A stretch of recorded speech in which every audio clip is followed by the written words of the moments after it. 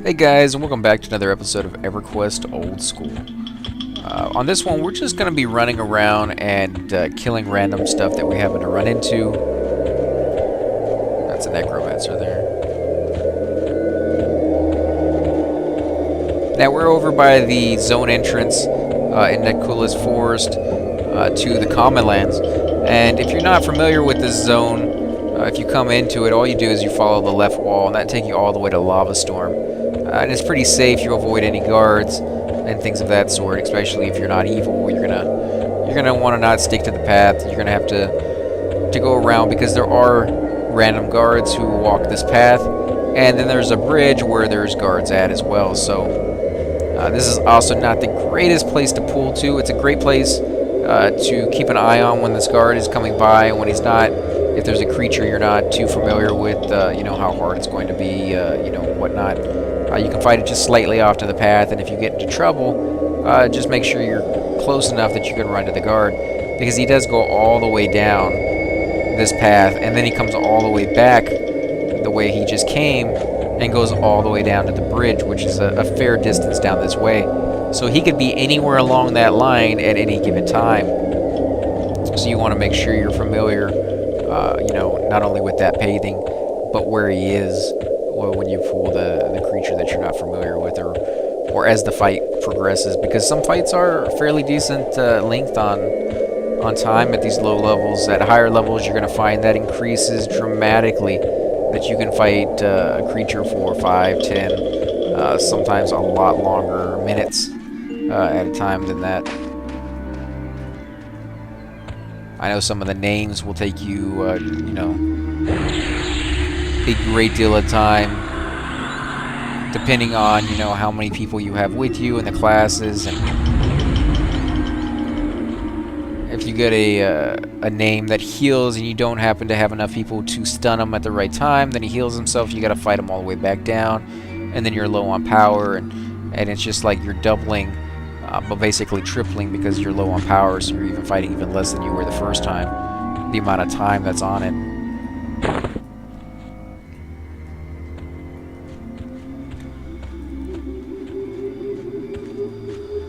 And I don't want to get too far away from the road. If I die out here, it would just be a nightmare to try to find my body again. So let's go all the way back.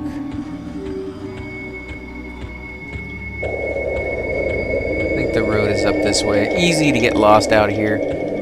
It's just something you have to learn as you run around. I know while you're watching the video, it can be very hard to get your bearings sometimes because you're not as familiar with the area as I am. And it just seems kind of like miraculous that I find the path back. You know, because I've seen it when I watch other people. I think the same thing.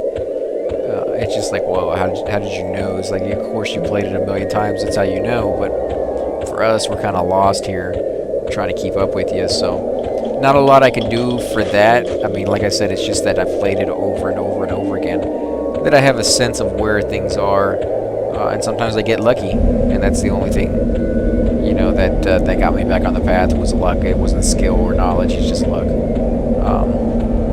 So sometimes you are supposed to be lost, just like we are when we're playing. What is this? Leatherfoot Deputy scowls at me, ready to attack, and he's red. So I'm guessing I'm not going to attack him. Shadow Wolf.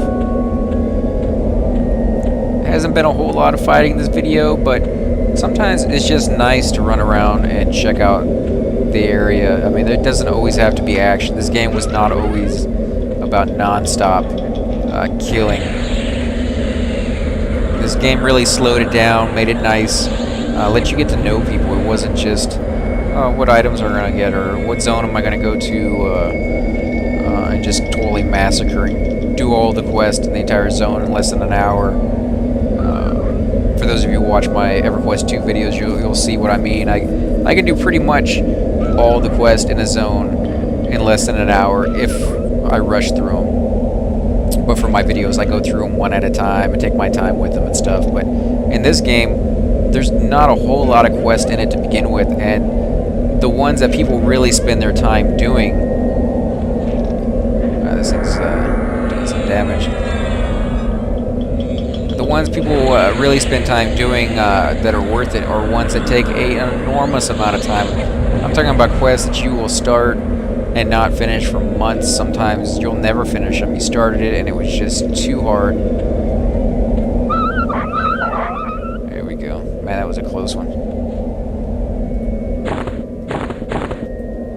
Like the epic quest, like its namesake sounds, was epic. It was, from start to finish, just this tremendous amount of effort you had to go through. Like, for my cleric, when I got his sprinkler, and the effect on it was that it was a res, a free 100%, or was it 100%? I think it was 100% res.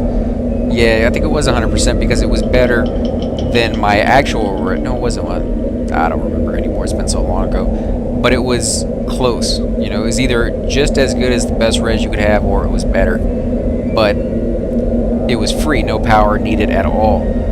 So it was great to have, you know, if you're doing a raid and everybody wipes. A lot of the time was spent on rezzing people, because a res will take like 2.5 bubbles, depending on how much power or mana you have on a certain cleric. So you would be able to cast 2, maybe 3 of those fairly quickly, and then you'd have to sit there and get power. And so you would have, when everybody dies and they come back, you would res the bards, and you'd res an enchanter first. And the bard would feed you power through his mana song. The enchanter would give you, sorry about that, clarity, or some kind of, you know, mana increasing spell, whatever it happened to be at his level, breeze, or whatever the case is. And if you were lucky, you would have a necro to feed you his mana as well, as he built it up from his clarity or his breeze and mana song in your group. Because 2 to 3 guys every couple of 4 or 5 minutes, depending on how long it would take for your power to go back up, would not be a good enough you know, amount of time to wait if you weren't in a group like that. If you weren't getting fed all that power, it would take you, you know, 4 minutes or something like that each time for your power to go all the way back up to full power. And people weren't willing to sit there that long. It would just be ridiculous. So they would put you in groups like that. And then later on, when you got the sprinkler, you wouldn't have to have groups like that at all. There would be almost no downtime. It would just be the amount of time it took to cast the spell on each and every single person. And it really wasn't that big of a deal, because as you res one person, then you put one group together, you res the first group and the second group, you know, in order. As you're resing the second group, the first group is all buffing up, and then as you get the second group all rezzed, you're on the third one, and then the second group is all buffing up, and they're buffing the second group. And it really doesn't slow things down. It's just, it was a wipe, people were buffing up, you know, and then you're ready to go. There's no downtime because of you, per se, you know, except there is, but there isn't. You know, it's reduced dramatically from what it was. Is this guy fighting somebody? Yellow. But when you're doing the quest, I completely got sidetracked on that one. When you're doing the quest, one of the first things you had to do is go into this area where you had to go underwater and kill this creature, this named guy. And I remember reading online that he spawned like once every 24 hours randomly, and then if nobody was there when he first spawned, if he didn't get hit within like the first 30 seconds, he would despawn, and you'd have to wait like another 24 hours or whatever the time frame was on him. And I remember thinking, not only do I have to find the exact area that he spawns without having to see him, you know, it's not like I can run up to his NPC and see, okay, this is exactly where he spawns. No, I just have a vague idea. I have an LOC, and I can find that exact LOC and hope that it's dead on where he's supposed to be, and then find that spot, and then camp that spot. It's underwater, so I'll have to constantly cast Enduring Breath on me, or something along those lines. I'll have to get, you know, Haddon's earring, which was super expensive, that just gave me Enduring Breath when I wore it. So I could take one of my earrings off that gave me mana and just put that on. That way I wouldn't have to worry about keep casting it. Considering that clerics didn't get enduring breath, so I would have to have like potions and spend money on that. So there's a long drawn out process just to get to the creature and camp him. And then it wouldn't be as bad as just camping the guy. It wouldn't just be I set my guy up and keep it in the background and watch it every, check on it every half an hour or something like that, every hour, and see if the guy's up. And if he's up, then I can kill him. No, it's not that simple. It's that I have to sit there at the computer with my hand on the mouse, just ready to go, waiting for the guy to spawn, because the moment he spawns, he begins to cast a spell to despawn. And if I don't click on him and hit the attack button fast enough, all that time was wasted. And so that was pretty sucky. But for me, I got lucky, and I, on a lark, was just running through the zone because I needed to get to somewhere, and I just had the idea that I'd go check it out. I mean, I'm already here. I don't get to, I think it was called a Lake of Wrath or something like that. I don't get there very often. It's not one of those... he's ready to attack. I don't get there that often. It's not one of those areas that I frequent. As a healer, you'll mostly go where the groups are, and the groups tend to hang out in places they can get a great deal of experience faster, and those are in like dungeons and stuff like that. He's yellow. We're not going to do that. Not out here in the middle of nowhere. But so I was passing through, and I figured, I'll go down there and check it out. I don't have enduring breath, but I did had enzeering. I borrowed from my brother at the time, because he had sat there for the enormous amount of time killing that thing over and over and over again, hoping that it would drop the earring, and he finally got it. And then I borrowed it for a long, long time, but I eventually gave it back. I think I went down the wrong path. I completely got turned around out here. But I went down there, and of course, as I was rounding the corner, there he was. And I attacked him, and I managed to kill him. And so I got incredibly lucky on that part. But some of the other parts were just as ridiculous as that. And some of them were the creature didn't spawn but once a week. And so can you imagine how sucky that is?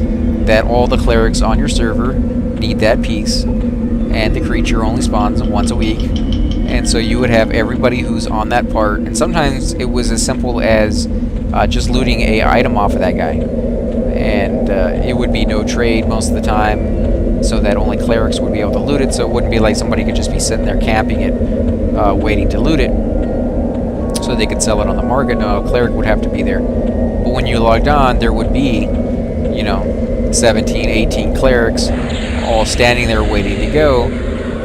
Sometimes it would be civil, sometimes people would be like, oh, you were here first. They would see you there and they would just leave. And then after that had been going on for a while, you would start to see people who just got tired of waiting, 3, 4, 5 months. Every time they log on, there's always somebody there. So they would start to get into fights and be like, oh, I'm doing it, period, and all this other junk that you would run into. So it wasn't just as simple as doing the quest. If you were doing the game or playing the game all by yourself with nobody else, that would be a completely different experience than the one you get when you throw in all of these people. It dramatically changes things in ways that are both enjoyable and sometimes not so much. But you take the good with the bad. So I am out of power, and I'm gonna die here. Let's see if we can get back to town. I doubt it, but there's not much choice here. We'll just have to see how far we can get. Now, the best thing to do when doing these kind of things is make the least amount of turns possible. The more turning you do, the more chance that it will catch up to you. We seem to actually be making pretty good... I had to say something. I was going to say we've been doing pretty good here, not getting attacked a whole terribly a lot. Thing I think he's going to get me is want to make a right-hand turn at the wall to turn towards the town.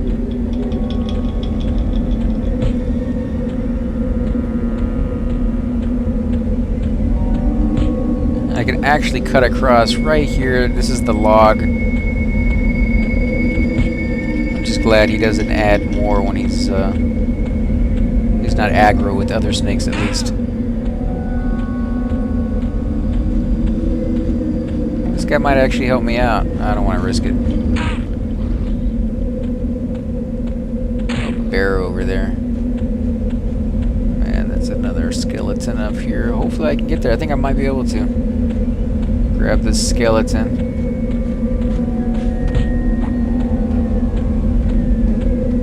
I could have gotten out of the way, but it would have been... the amount of turns I would have to have done would have caused me more damage from the snake than just letting him tag along. See what I mean? Every single turn that I do. One too many turns. And I'm going to die exactly right where I'm about to spawn, so I may die yet again. I may actually have to exit out to give myself some time from respawning over and over and over again.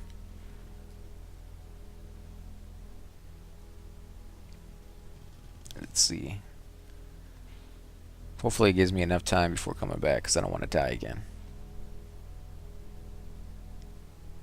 Don't panic. Loading zone files.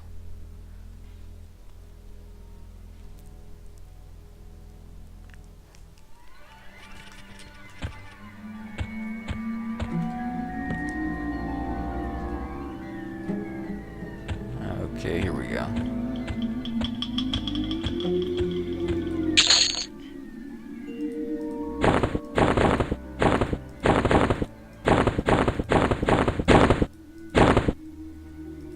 Alright guys, well I think we're going to go ahead and call the episode there. If you like these videos, if you like just running around with me and just checking out places, hit the like button, subscribe, leave comments below, or as always you're welcome to log on and hit me up in game. Be happy to group with you guys and check out some places. Again guys, I want to thank you for watching.